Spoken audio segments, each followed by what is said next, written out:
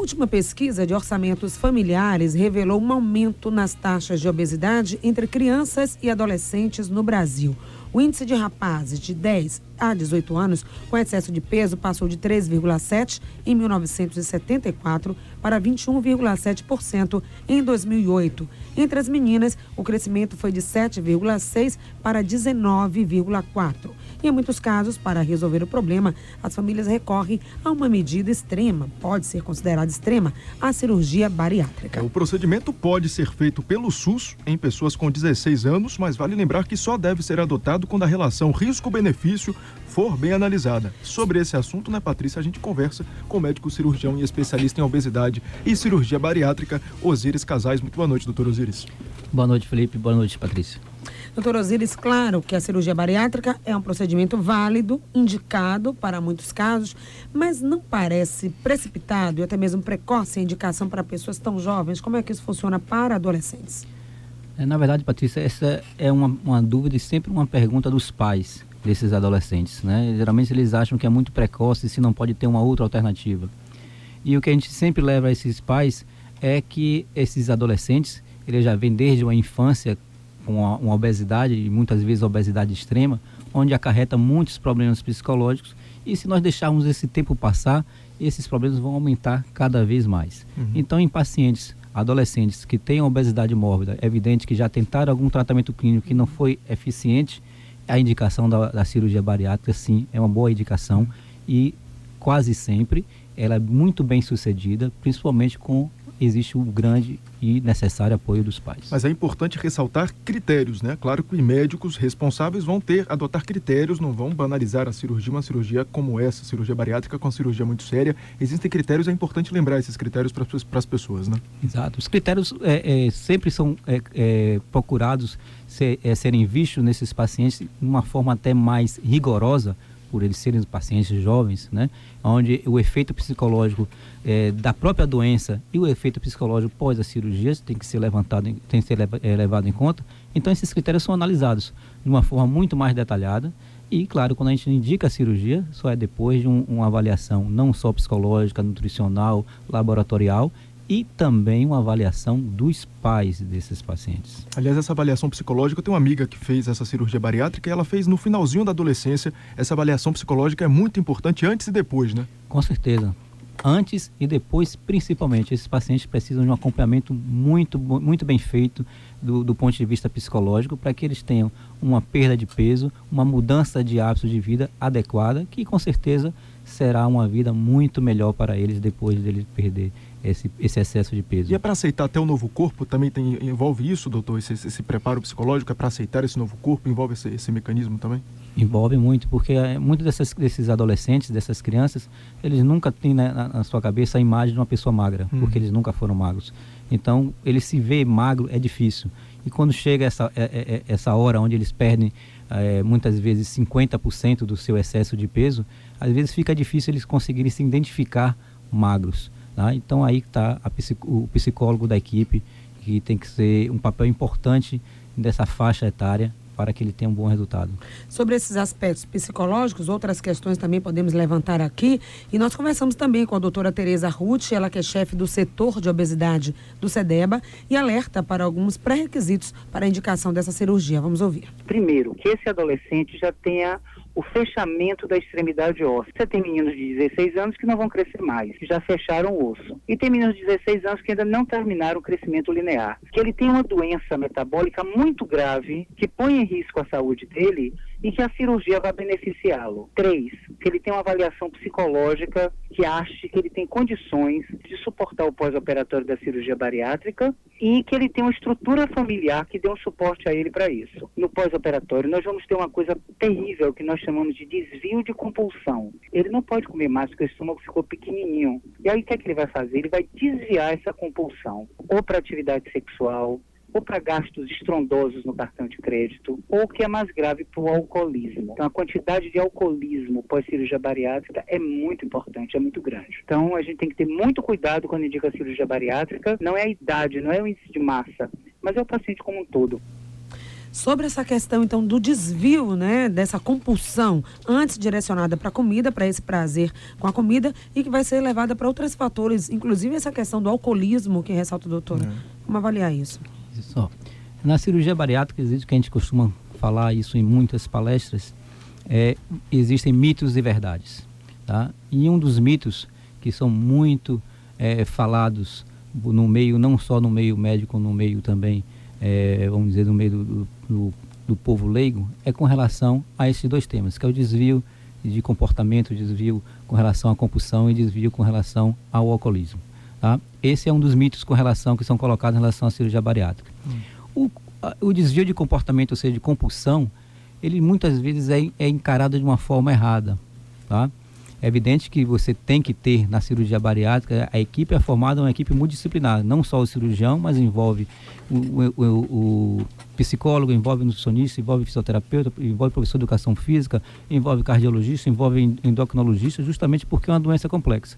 Então, muitos desses pacientes que nunca tiveram a possibilidade de conseguir comprar, vamos dar um exemplo com relação às compras, de comprar aquilo que ele gosta, depois que ele perde peso, se sente muito melhor, com autoestima bastante elevada, ele se sente no direito de comprar aquilo que ele gosta. Isso pode virar uma compulsão, isso é relativo da forma que é visto. Com relação ao alcoolismo, esse é outro mito. Tá? Ou seja, pacientes que foram submetidos à cirurgia bariátrica, que depois da cirurgia bebem, com certeza eles bebiam antes. Não conheço nenhum paciente que depois da cirurgia começou a beber.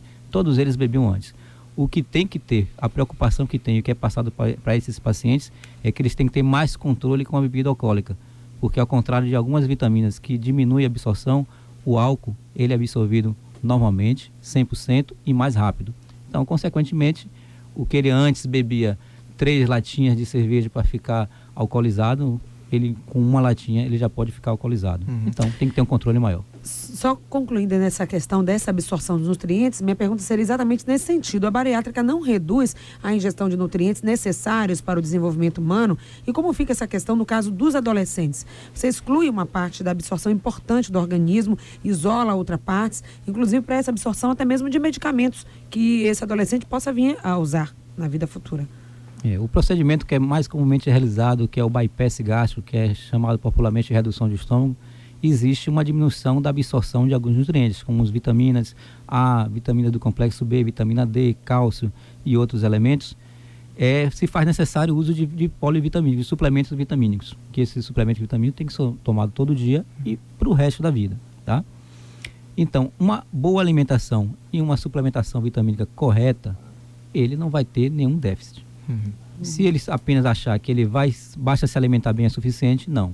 Se ele achar também que basta tomar o suplemento, também não é suficiente. Tem que ser as duas coisas. Uma boa alimentação, uma alimentação adequada, o suplemento vitamínico tomando diariamente, né? Atividade física, ele vai ter todas as vitaminas necessárias que não vai atrapalhar no seu desenvolvimento, nem físico, nem mental.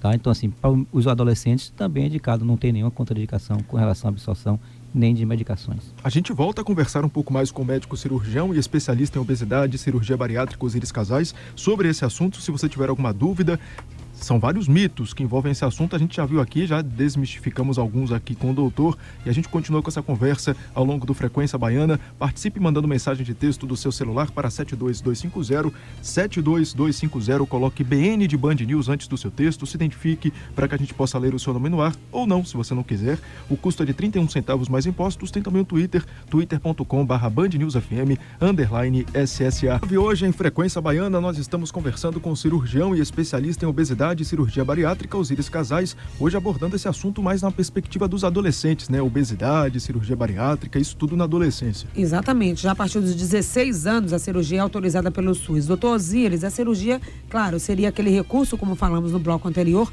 mais definitivo e que, assim como os aspectos positivos para a vida do paciente obeso, também terás aí os cuidados com a mudança de hábitos, muitas vezes radicais na vida desse paciente. Mas antes mesmo de chegar à cirurgia bariátrica, que orientação o senhor daria para evitar, né, esse tipo de procedimento? Bom, a prevenção para a obesidade, ela começa desde, vamos dizer assim, desde antes do nascimento, vamos dizer, que começa com os pais. Tá? Os pais obesos, as chances de eles terem filhos obesos são grandes possibilidades. Tá? Então, assim, tanto os pais obesos, diabéticos, hipertensos, os filhos terão também uma tendência à obesidade, à hipertensão e diabetes. Então, o número tanto de hipertensão e diabetes em crianças, em adolescentes, também tem crescido muito aqui no Brasil como no mundo. Então, essa prevenção, vamos dizer que começa em casa, com uma boa alimentação, mas essa alimentação não pode ser só para o filho. Você vai comer uma alimentação sadia, eu não preciso. Ou seja, essa educação tem que ser dada como exemplo. Tá? Os pais têm que se alimentar corretamente para que os filhos também tenham uma boa alimentação. O incentivo à atividade física, a uma prática de esporte, isso não só dentro de sua casa, como também nas escolas. Né? O incentivo de uma boa alimentação na escola, a merenda escolar tem que ser uma merenda muito mais saudável do que nós temos atualmente nas nossas escolas. Então, essa prevenção, ela parte não só da família, como também parte também do governo, que o governo tem que trabalhar também com mudanças não só na área escolar, como também na própria cidade. Em cada cidade, um estímulo à prática de exercícios com construções de quadras de esporte, de estímulos ao esporte, a atividades esportivas. Hoje em dia a gente tem dificuldade de ter, além de futebol aqui, vôlei, basquete, natação, praticamente não existe mais na nossa cidade. Então, o estímulo para a prevenção da obesidade não tem que partir só dentro de casa, principalmente dentro de casa, mas também tem que ter uma ação muito bem feita, muito bem exercida pelo governo. Nós ouvimos também a psicóloga Andréa Pato, ela que trabalha no Centro de Reeducação Alimentar Multidisciplinar para o Tratamento da Obesidade. Ela vai falar de questões mais subjetivas, que podem estar também relacionadas ao problema. A gente vai ouvir agora. A gente tem uma aposta muito grande de que a obesidade, ela não é um problema. Na verdade, muitas vezes ela é uma consequência de uma vida com ansiedade muito grande, de uma dificuldade muito grande de se relacionar com o limite. Então, em muitos casos, o problema da pessoa não é nem com a comida exatamente, e sim com o limite, com a possibilidade ou a dificuldade, né, de parar de se satisfazer. A aposta para um tratamento clínico quanto um tratamento cirúrgico é que a pessoa possa efetivamente trabalhar questões de ordem mais subjetiva e de ordem mais de aprendizado mesmo, de como fazer, de como se posicionar, de como manejar a sua própria ansiedade, de como dar certos limites para o processo de compulsão. Seja um tratamento a longo prazo, um tratamento de equipe interdisciplinar, isso é fundamental. Ou seja, essa compulsão, a bariátrica vai resolver para um aspecto físico, mas se o paciente mantém essa vida desregrada e essa compulsão, vai ser difícil manter o pós-cirúrgico. Seria isso, doutor Osiris? A compulsão, a gente costuma falar para os pacientes, né, e não só os pacientes, como para os pais desses pacientes, que às vezes os pais ficam preocupados de que não sei como é que ele vai conseguir mudar os hábitos, como é que ele vai conseguir ter sucesso com a cirurgia, se essa criança é gulosa, se come demais, tem compulsão. Bom, eu não conheço nenhum obeso que coma muito, que não coma muito, melhor dizendo, né? Todos eles comem muito. E a cirurgia é um sucesso. Ou seja, os resultados positivos da cirurgia são muito maiores do que os resultados ruins. Tá? Então, existe uma alteração na mudança de hábitos que é estimulada com a própria cirurgia. Vários fatores estão exercendo essa mudança, como a melhora da autoestima, né? O melhor desempenho com a perda de peso. E também existem fatores que a gente não conhece, que são fatores desconhecidos, que fazem algumas alterações, como também a mudança do paladar. Por exemplo, tem pacientes que antes da cirurgia com obesidade, eles adoravam lasanha. Depois da cirurgia, de uma forma ou de outra, a gente não sabe por que eles passam a não gostar mais de lasanha, passam a gostar mais de frutas que não comiam antes. Tá? Então, assim, essa mudança, essa compulsão, às vezes é preocupante antes da cirurgia, mas a gente percebe que após a cirurgia essa compulsão ela é modificada. A gente tem aqui esse dado que o Ministério da Saúde reduziu de 18 para 16 anos a idade mínima para a realização da cirurgia bariátrica pelo SUS, mas a gente tem informações também de que essa cirurgia pode ser realizada por pessoas com menos de 16 anos em casos muito específicos. É possível mesmo? Na verdade a cirurgia ela sempre foi pela Organização Mundial de Saúde liberada a partir dos 16 anos. Tá? 15 anos ainda é uma idade que ainda não existe estudos suficientes, nem que contraindiquem, nem que indiquem a cirurgia. Então, pode ser feito com 15 anos? Pode, desde que tenha realmente uma indicação, realmente um trabalho bem feito de acompanhamento da equipe disciplinar e, é evidente, como já foi dito, um apoio familiar. Tá? A partir de 16 anos, sempre foi autorizado pela Organização Mundial de Saúde. Aqui no Brasil, que passou a ser autorizado pelo SUS, também a partir de 16 anos.